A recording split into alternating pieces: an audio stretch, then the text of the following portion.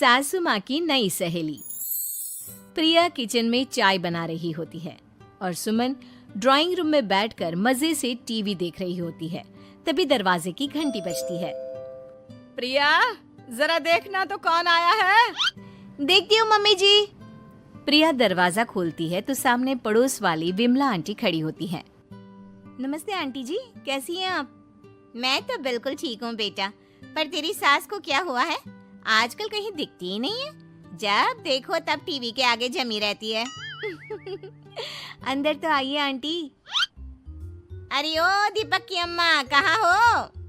अरे बिमला, आओ आओ, क्या बात है, बड़े दिन बाद याद आई तुम्हें मेरी। मैं तो हमेशा ही तुम्हें याद करती हूँ, पर तुम ही गायब रहती हो और आजकल तो बाहर भी नहीं आती जाती।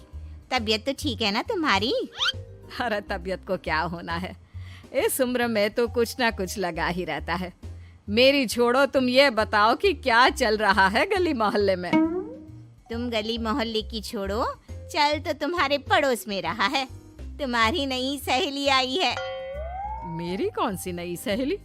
मैं तो यहाँ बस तुमसे बातचीत कर लेती हूँ या फिर बाजू वाली शर्मा की बहू से दो चार बातें कर लेती हूँ।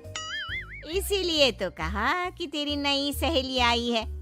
अब कोई पड़ोस में आया है तो बात तो होनी ही है। कम से कम इसी बहाने हमारा भी एक ग्रुप बन जाएगा। फिर सब मिलकर अपनी बहुओं की शिकायतें किया करेंगे। दोनों हंसने लगते हैं। तभी प्रिया चाय लेकर आती है और सामने टेबल पर रख देती है। दोनों चाय पीती हैं और बातें करते हैं। चलो मैं चलती हूँ, अब कल मिलते हैं। राम राम। अगले दिन प्रिया किचन में कुछ काम कर रही होती है और सुमन आराम से सोफे पर बैठकर मटर छिल रही होती है। तभी डोरबेल बजती है। प्रिया दरवाजा खोलती है तो सामने उनकी नई पड़ोसन खड़ी होती है। जी, आप कौन? मैंने पहचाना नहीं। नमस्ते बेटा, मैं शारदा, आपके बगल वाले घर में अभी 2-4 दिन पहले ही शिफ्ट हुए हैं। ओह अच्छा अच्छा अच्छा, नमस्ते आंटी, अंदर आइए ना आप। देखिए तो मम्मी जी, आज कौन आया है। इतना कहकर प्रिया किचन में चाय बनाने चली जाती है। नई पड़ोसन को घर पे देखकर सुमन थोड़ा हैरान हो जाती है। नमस्ते बहन जी, मैं शारदा, आपकी नई पड़ोसन। अच्छा अच्छा, आप हैं हमारी नई पड़ोसन। आइए आइए, और बताइए कैसी हैं आप? जी बिल्कुल ठीक हूँ। वो दरअसल घर पर छोटी सी पूजा रखवाई थी, बस उसी का प्रसाद देने चली आई। सोचा इसी बहाने नए पड़ोसियों से भी मुलाकात हो जाएगी। ये तो बहुत अच्छा सोचा आपने। सुमन प्रिया को आवाज लगाती है। अरे ओ बहू, जरा चाय पानी का तो आके पूछ लो।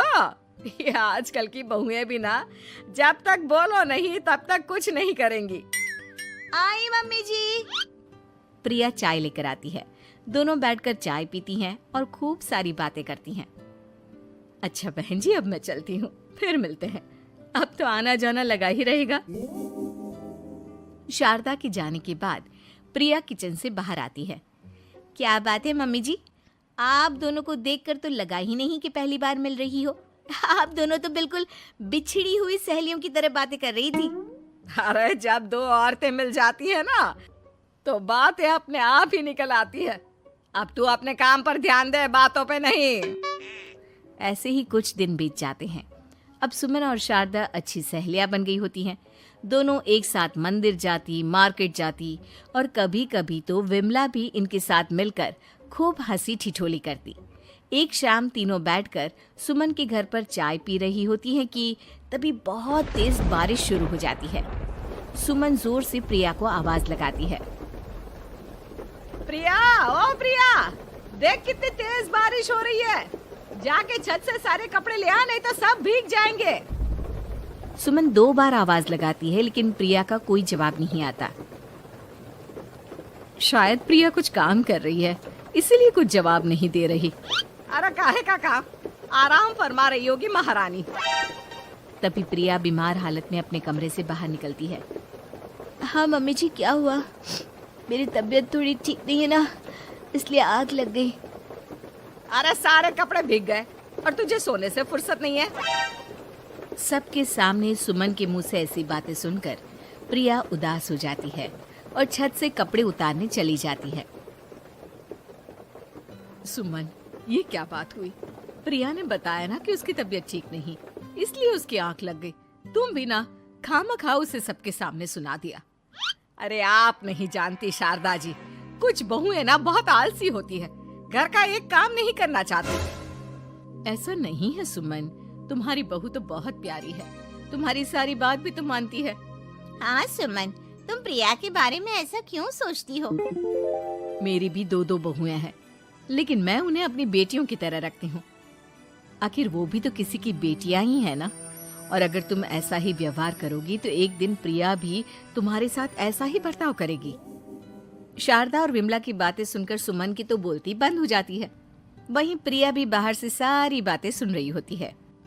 अरे मैं कोई उसकी दुश्मन थोड़ी ना हूँ, मैं भी उसकी माँ हूँ, लेकिन कभी कभी सास बनना पड़ता है, नहीं तो बहुएं हाथ से निकल जाती है।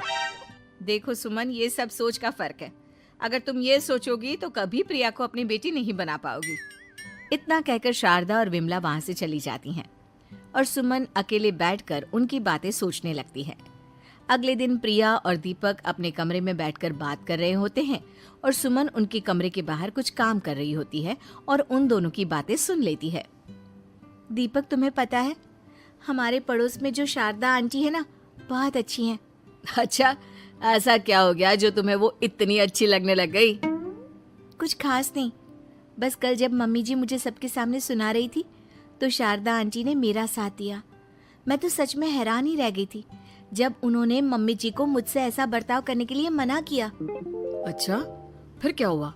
होना क्या था, शारदा आंटी तो मम्मी जी को समझा ही रही थी कि बहू को भी बेटी की तरह ही रखना चाहिए, लेकिन मम्मी जी तो मम्मी जी है ना, उन्हें तो मुझ में हमेशा कमी ही दिखती है। काश मुझे भी शारदा आंटी जैसी सास मिली होती जो मुझे भी अपनी बेटी जैसी समझती। सुमन ये सब सुनकर बहुत उदास हो जाती है और वहां से चली जाती है। प्रिया की बातें सुमन के कानों में बार बार गूंज रही थी। उसे बहुत शर्मिंदगी महसूस हो रही थी कि उसने प्रिया के साथ बहुत गलत किया है। अगले दिन सुमन शारदा और विमला को बुलाती है। क्या बात है सुमन, आज तूने ऐसे अचानक क्यों बुलाया? सब ठीक तो है ना? हाँ हाँ, सब ठीक है, तुम दोनों बैठो तो सही। तब तक दीपक और उसके पापा भी आ जाते हैं। प्रिया, तुम भी आ जाओ। क्या हुआ मम्मी जी, आपने बुलाया? हाँ प्रिया बेटा, मैं आज सबके सामने तुमसे माफी मांगना चाहती हूँ। मैंने आज तक तुम्हारे साथ बहुत बुरा व्यवहार किया है, लेकिन तुमने कभी भी मेरे साथ बुरा बर्ताव नहीं किया। मुझे अपनी गलती का एहसास हो गया है, हो सके तो मुझे माफ कर देना। प्रिया अपनी सास की बातें सुनकर हैरान हो जाती है, उसकी आंखों में आंसू आ जाते हैं। प्लीज मम्मी जी, आप मुझसे माफी मत मांगिए, मैं भी आपकी बेटी ही हूँ। वैसे एक थैंक यू तो मेरी नई सहेली को भी बनता है, जिसकी वजह से मुझे मेरी गलती का एहसास हुआ। शारदा बहन, आपका बहुत बहुत शुक्रिया जो आपने मेरी आंखें खोल दी। अरे क्या सुमन, तुम भी ना। तो फिर इसी बात पर चाय और पकोड़े हो जाए? हाँ हाँ, क्यों नहीं।